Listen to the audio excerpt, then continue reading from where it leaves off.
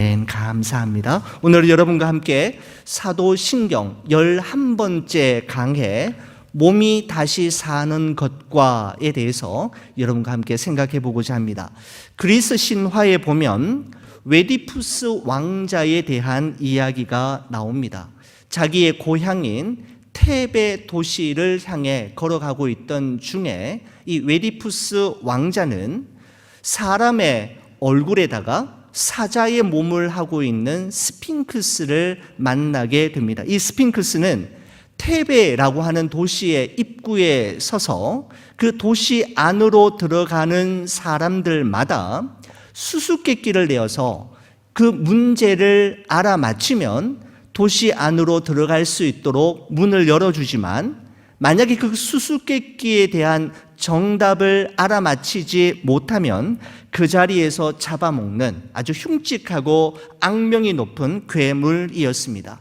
그 스핑크스가 내는 문제는 이런 문제였습니다. 아침에는 4발로 걷고 점심에는 2발로 걷다가 저녁이 되면 3발로 걷는 이것은 무엇인가 라고 하는 문제였습니다. 참 지혜롭고 명석했던 이 웨디푸스는 잠시 생각하는 듯 하더니 곧바로 정답을 이야기했는데, 바로 그것은 사람이다 라고 이야기합니다. 아침에는 4발로 걷고 점심때는 2발로 걷다가 저녁이 되면 3발로 걷는 이것, 바로 사람이다 라고 이야기합니다. 왜냐하면 이 세상에 처음 태어난 아기는 그저 엉금엉금 기어갈 때 2손과 2발을 사용해서 엉금엉금 걷다가 어느 정도 자라나기 시작하면 2발로 생활하면서 다니다가 인생의 노년기 황혼기가 되면 지팡이를 짚고 다니기 때문입니다. 그 스핑크스가 낸 문제를 마친 후에 테베에 입성한 이 웨디푸스 왕자는 마침내 그 도시를 다스리는 왕이 된다라고 하는 이야기가 그리스 신화에 실려 있는 것을 보게 됩니다. 여러분, 괴물 스핑크스가 청년 웨디푸스에게 낸 그 수수께끼는 인생이란 과연 무엇인가? 사람은 과연 어떤 존재인가? 라고 하는 질문 아니겠습니까? 여러분, 이 질문은 인류의 역사만큼이나 오래되어 온 질문이며 수많은 학자들이 이 질문에 대한 해답, 문제의 해답을 얻기 위해 노력해 왔던 문제임에 분명합니다. 어떤 철학자는 사람이란 무엇인가? 라고 하는 질문에 대해 이렇게 이야기하는 분도 있었습니다. 사람이 무엇인가? 라고 질문하는 존재이다, 이렇게 말하기도 했습니다. 옛날 중국의 어느 스승은 사람 인자 5개를 바닥에 써놓고는 제자들에게 묻는 것이죠. 사람 인자 5개를 보면서 이것이 무엇을 뜻하느냐라고 물었지만 제자들이 대답하지 못하자 스승이 이렇게 이야기합니다. 사람이면 다 사람인가? 사람이 사람다워야 사람이지라고 말했다고 합니다. 여러분, 도대체 인생이란 무엇일까요? 사람이란 어떤 존재일까요? 성경은 우리에게 이렇게 이야기하고 있습니다. 사람에 대해서 무엇이라고 말씀하고 있는가 하면 많은 정의들이 있지만 그 중에 한 가지는 에덴 동산에서 범죄한 아담을 향해 하나님께서는 이렇게 말씀하시죠. 너는 흙이니 흙으로 돌아갈 것이니라 라고 말씀하셨습니다. You are dust and you will return to dust. 너는 흙이니 흙으로 돌아가는 존재가 바로 사람이다라는 것이죠. 여러분, 사람은 흙으로 지어진 존재, 먼지와 같은 존재임을 우리에게 말씀하고 있을 뿐만 아니라 너는 흙이니 흙으로 돌아갈지니라 라는 것은 사람은 반드시 죽음 앞에 서야만 하는 유한한 존재임을 말씀하고 있는 것입니다. 여러분, 성경에 등장하는 최초의 족보는 창세기 5장에 등장하고 있습니다. 아담으로부터 시작해서 노아와 노아의 후손에 이르기까지 아담의 계보가 기록되어 있는데, 하나님께서는 창세기를 시작하면서 이 족보를 통해서 우리에게 말씀하시고자 하는 것은 이것입니다. 모든 인간은 반드시 죽는다라는 사실을 보여주시기 위함입니다. 700년을 살고 800년을 살고 무두셀라처럼 969세를 살아도 모든 인간은 결국 죽는다라는 사실을 성경은 족보를 통해 우리에게 말씀해 주고 있는 것입니다. 여러분, 그렇다면 성경은 성경의 첫 번째 책인 창세기의 초반부의 족보를 기록하고 모든 인간은 반드시 죽는다라고 하는 사실을 명시하는 이유가 무엇일까요? 그것은 죽음을 자각하며 사는 사람, 자신의 삶이 결단코 영원하지 않으며 마지막 순간이 있음을 염두에 두고 사는 사람만이 생명의 근원 되시는 하나님을 떠나지 않게 될 것임을 우리에게 가르쳐 주시기 위함인 것입니다. 여러분, 죽음에는 다음과 같은 특징이 있는 것 같습니다. 죽음은 보편적입니다. 인간은 누구나 다 죽습니다. 동서고금을 막론하고 남녀노소 빈부귀천을 차별하지 않습니다.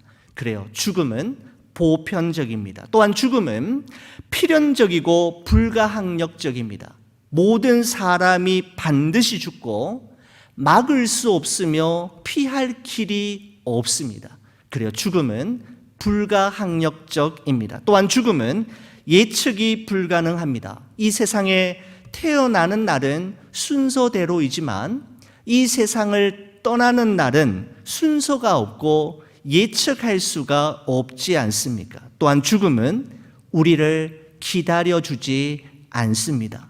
우리의 준비 여부나 우리가 지금 어떤 상황과 형편에 있는지 묻거나 따지지 않고 그날은 갑자기 임하게 될 것이며 그때는 호련히 불청객처럼 우리의 삶 속에 찾아오는 것이죠. 바로 죽음은 이와 같은 것입니다. 여러분, 이러한 죽음에 대해 세상 사람들은 지금까지 두 가지 양상으로 반응해 왔는데 어떤 사람은 쾌락주의자들로 또 어떤 사람은 허무주의자들로 그들의 삶을 살아가는 경향으로 나타나곤 했습니다.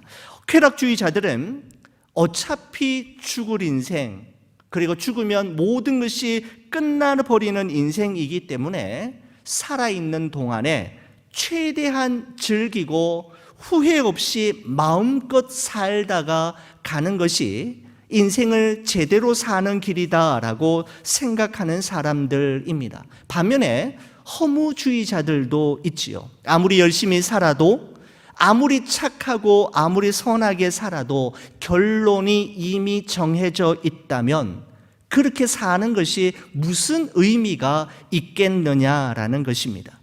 삶 자체를 비관적으로 보고 스스로의 생명을 끊어버리는 극단적인 길을 선택하는 이들도 우리 주변에 참으로 많이 있지 않습니까?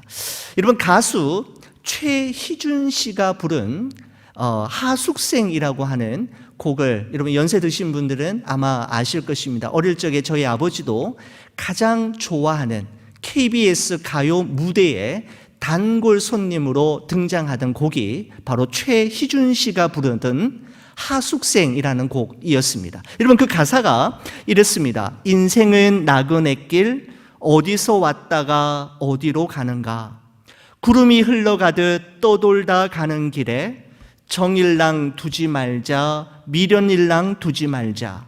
인생은 나그네길 구름이 흘러가듯 정처 없이 흘러서 간다.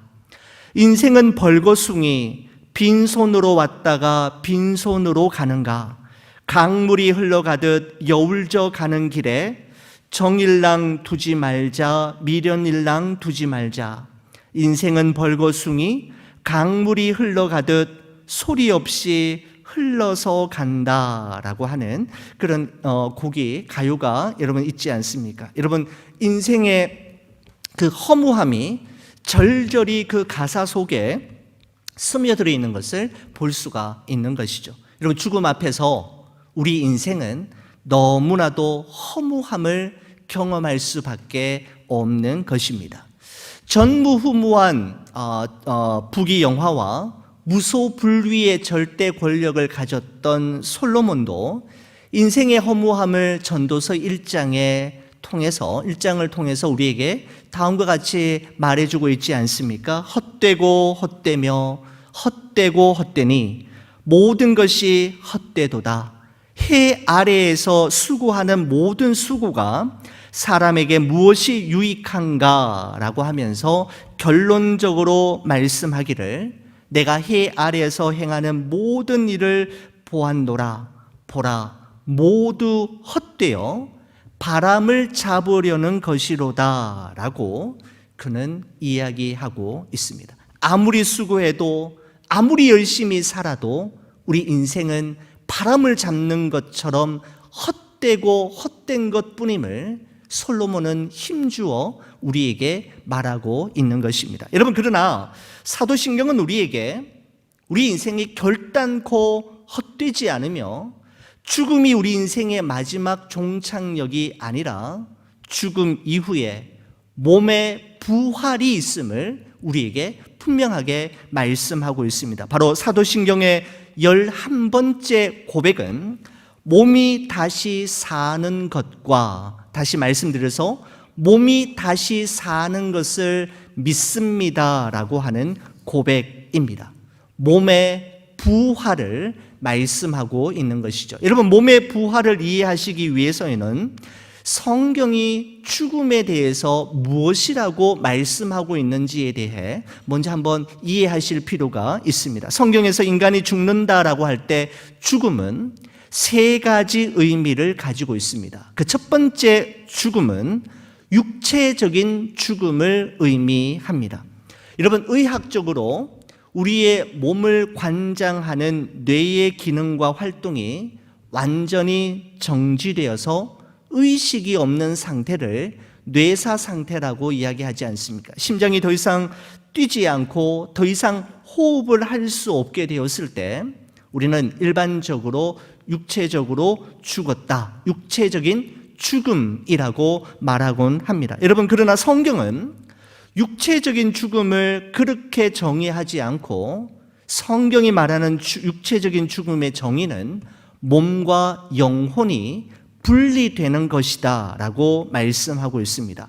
사람의 육체와 영혼이 분리될 때 사람의 육체, 사람의 몸은 썩어서 흙으로 돌아가지만 우리의 영혼은 두 갈래로 나누어지게 됩니다. 예수님을 믿고 구원받은 영혼은 천국 낙원으로 가게 되고, 예수님을 믿지 않고 구원받지 못한 영혼은 지옥 음부로 가게 되는 것이죠.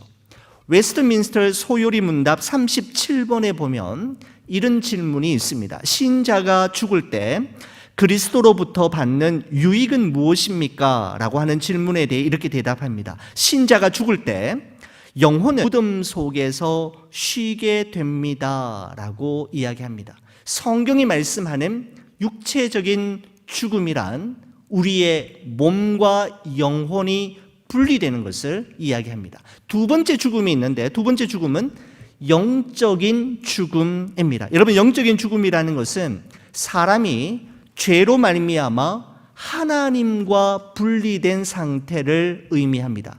육체적인 죽음이란 몸과 영혼이 분리된 상태라면, 영적인 죽음이란 하나님과 나 자신이 분리된 상태, 바로 영적인 죽음이라고 말씀드릴 수가 있지요.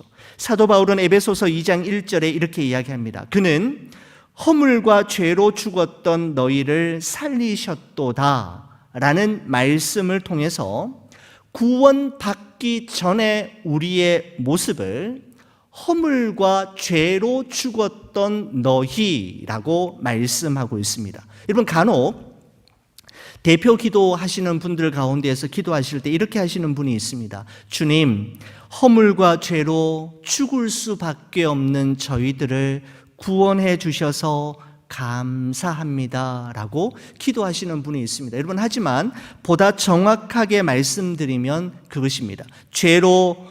허물과 죄로 죽을 수밖에 없는 우리, 혹은 죽게 될 우리가 아니라 성경의 말씀에 근거를 한다면 우리는 이미 허물과 죄로 죽었던 죽은 우리들을 구원해 주셔서 감사합니다라고 하는 것이 보다 정확한 기도라고 말씀드릴 수 있습니다. 죄와 허물로 죽었다라고 할 때 이 죽었다라고 하는 것은 무엇인가 하면 영적인 죽음을 의미하는데 하나님과의 분리를 의미하는 바로 그것입니다. 하나님과 분리된 사람은 하나님을 알지도 못하고 하나님을 사랑할 수도 없을 뿐만 아니라 하나님과 아무 관계없는 삶을 살아가게 되는데 바로 이것을 영적인 죽음이라고 말씀드릴 수가 있습니다. 여러분, 세 번째 죽음이 있는데 세 번째 죽음은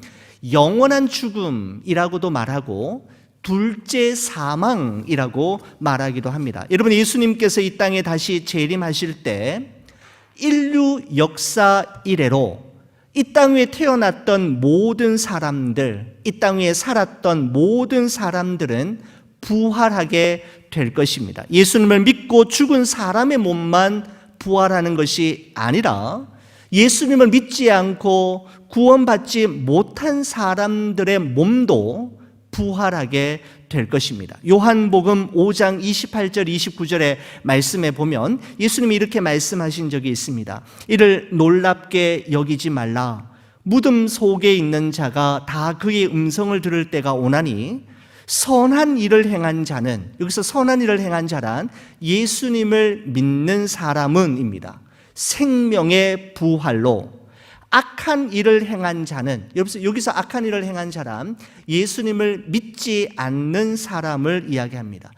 악한 일을 행한 자는 심판의 부활로 나오리라 라고 분명하게 말씀하고 있습니다. 바로 예수님을 믿고 죽은 사람뿐만 아니라 예수님을 믿지 않고 죽은 사람 역시 예수님이 재림하실 때 몸의 부활을 경험하게 될 것임을 우리에게 말씀하고 있는 것이죠. 몸의 부활 이후에 예수님을 믿지 않은 사람은 최후의 심판을 받게 될 것이고 불못에 던져지게 될 것인데 바로 이것을 성경은 둘째 사망, 영원한 죽음이라고 우리에게 말씀하고 있습니다. 요한계시록 20장 14절에서 15절의 말씀에 보면 이렇게 말씀합니다. 사망과 음부도 불못에 던져지니 이것은 둘째 사망 곧 불못이라. 누구든지 성경책에 기록되지 못한 자는 불못에 던져지리라 라고 말씀하고 있는 것입니다. 여러분, 그렇다면 예수 그리스도를 믿고 구원받고 죽은 사람은 어떻게 되는 걸까요? 하이델베르크 요리문답 57번에 보면 이에 대한 대답을 우리에게 선명하게 말씀해 주고 있습니다. 질문은 이렇습니다. 육신의 부활은 당신에게 어떠한 위로를 줍니까? 라는 질문에 대해서 이렇게 이야기합니다. 이 생명이 끝나는 즉시 나의 영혼은 머리 대신 그리스도에게 올려질 것입니다. 또한 나의 육신도 그리스도의 능력으로 일으킴을 받아 나의 영혼과 다시 결합하여 그리스도의 영광스러운 몸과 같이 될 것입니다 라고 말씀하고 있습니다. 예수님을 믿고 죽은 사람도 부활하고 예수님을 믿지 않고 죽은 사람도 부활하게 되는데 예수님을 믿지 않고 다시 부활한 사람은 둘째 사망, 영원한 불못에 참여하게 될 것이지만 예수님을 믿고 죽은 사람은 영원한 새 하늘과 새 땅에서 영원히 살게 될 것을 우리에게 말씀하고 있는 것입니다. 여러분, 사도 바울은 부활장인 고린도전서 15장을 통해서 부활한 성도의 몸은 어떤 특징을 가지고 있는지에 대해서 이렇게 말씀한 바가 있습니다. 여러분, 첫 번째, 부활한 우리의 몸, 그러니까 예수님께서 재림하신 후에 우리가 다시 부활하게 될 때 우리의 몸은 어떤 모습인가? 사도 바울은 첫 번째 이렇게 이야기합니다. 썩지 않을 몸이 될 것이다 라고 이야기합니다. 고린도전서 15장 42절 말씀에 보면 죽은 자의 부활도 그와 같으니 썩을 것으로 심고 썩지 아니할 것으로 다시 살아나며 라고 말씀하고 있습니다. 여러분, 지금 여러분과 제가 가지고 있는 이 육체의 몸은 반드시 죽을 몸이고 죽어서 매장이 되는 순간 썩어서 흙으로 돌아갈, 먼지가 되어버릴 유한한 육체를 가지고 있지 않습니까? 여러분, 그런데 부활하게 되는 그날 우리의 몸은 더 이상 썩거나 부패하지 않는 몸으로 부활하게 된다라고 성경은 말씀하고 있는 것입니다. 춘추 전국 시대의 혼란을 종식시키고 중국을 하나의 나라로 통일시킨 왕은 진시 황제이었습니다. 드디어 평화의 시대가 진시 황제를 통해 도래하게 되었을 때 진시 황제는 영원히 늙지 않고 영원히 죽지 않는, 일명 불로장생이라 그러죠. 불로불사, 불로장생의 약을 구하기 위해 서복이라고 하는 신하에게 그 약을 구해올 것을 명령합니다. 서복이라는 사람은 이 황제의 명령을 받들어서 엄청나게 많은 보물과 3,000여 명에 달하는 소년과 소녀들을 배에 태우고 영원히 늙지도 않고 영원히 죽지도 않는 그 약, 바로 불로장생, 불로불사하는 그 약을 구하기 위해 머나먼 항해길에 오르지만 그 배는 다시 본국으로 돌아오지 못했습니다.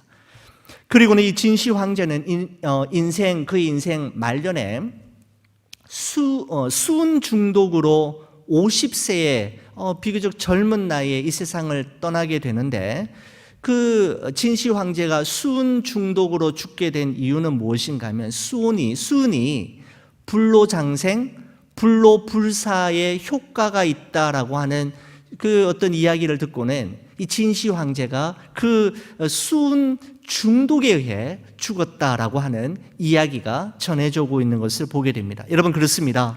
의술이 아무리 발달하고 의약품이 아무리 잘 개발되어도 우리의 몸을 죽게 하지 않을 수는 없습니다. 우리의 육체는 죽는 순간부터 부패하기 시작하고 썩어서 흙으로 돌아가는 존재가 바로 우리의 몸이지 않습니까? 그러나 부활한 우리의 몸은 더 이상 썩지 않는 몸으로 부활하게 된다라고 사도 바울은 우리에게 말씀해 주고 있습니다. 두 번째, 부활한 우리의 몸은 영광스러운 몸이 됩니다. 고린도전서 15장 43절 말씀을 보면 욕된 것으로 심고 영광스러운 것으로 다시 살아나며 라고 말씀하고 있습니다.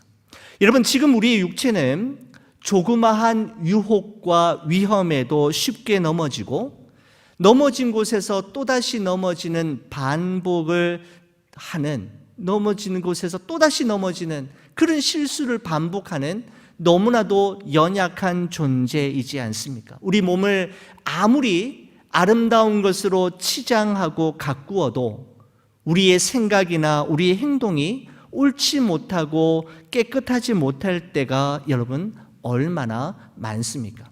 그렇지만 성경은 우리에게 분명하게 말씀하시기를 예수님께서 변화산에서 그 얼굴이 해같이 빛나게 되고 그 옷이 빛과 같이 휘어졌던 것처럼 우리의 몸도 예수님처럼 영광스러운 몸으로 부활하게 될 것임을 우리에게 약속하고 있는 것입니다. 여러분, 세 번째로 부활한 우리의 몸은 강한 몸이 됩니다. 고린도전서 15장 43절 하반절에 보면 계속해서 이렇게 이야기합니다. 약한 것으로 심고 강한 것으로 다시 살아나며 라고 말씀하고 있습니다. 여러분, 지금 여러분과 저의 육체는 질그릇처럼 깨어지기 쉽고 쉽게 금이 나가는 경우가 많지 않습니까? 며칠만 굶어도 충분히 잠을 자지 못해도 정신이 혼미할 때도 많습니다. 여러분, 눈에 보이지 않는 이 코로나 바이러스로 인해 세계 최강대국이라고 하는 미국의 확진자 수가 20만 명을 돌파하면서 확진자 수 세계 1위를 기록하고 있는 모습을 보게 됩니다. 우리의 몸이 얼마나 약한 존재인지를 말씀하고 있는 것이죠. 그러나 성경은 부활한 성도의 몸은 깨어지거나 금이 가거나 지치거나 피곤하거나 병들지 않는 강한 몸으로 부활하게 될 것임을 우리에게 말씀하고 있습니다. 여러분, 마지막으로 부활한 우리의 몸은 신령한 몸으로 부활하게 될 것입니다. 고린도전서 15장 44절에 보시면 육의 몸으로 심고 신령한 몸으로 다시 살아나나니 육의 몸이 있은즉 또 영의 몸도 있느니라 라고 말씀하고 있습니다. 여기서 말씀하는 신령한 몸이라는 것은 죄의 유혹에 다시는 넘어지지 않는 몸을 의미합니다. 성경은 몸에는 두 종류의 몸이 있는데 육의 몸이 있는가 하면 신령한 몸이 있다고 말씀하고 있습니다. 육의 몸이라는 것은 이 세상을 살아가기에 적합한 몸이라면, 신령한 몸이란 부활 이후에 변화된 우리의 몸을 의미하는 것으로서 새 하늘과 새 땅에서 영원히 살아가기에 합당한 적합한 몸을 의미하는 것입니다. 사랑하는 우리 교우 여러분, 부활한 우리의 몸은 영원히 썩지 않고 영광스러운 몸이며 강하고 신령한 몸이 될 것입니다. 우리는 사도신경의 11번째 고백인 몸이 다시 사는 것을 믿습니다 라고 고백할 때마다 우리의 몸으로 지은 죄를 날마다 회개해야 할 뿐만 아니라 우리의 몸으로 하나님의 기쁨이 되는 삶, 하나님의 영광을 위한 삶을 살겠습니다 라고 결단해야만 하는 것입니다. 또한 이 땅 위에서의 육신의 삶이 전부가 아니라 죽음 이후 부활한 몸으로 새 하늘과 새 땅에서 영원히 살아가게 될 그러한 영원한 삶이 있음을 기억해야 합니다. 부활의 영광과 소망을 가지고 이 코로나 바이러스 사태를 넘어서며 고난 주간을 넉넉히 주님과 함께 감당하며 부활의 주님을 다시 만나게 되는 여러분과 제가 되기를 주의 이름으로 간절히 축원을 드립니다. 기도하시겠습니다.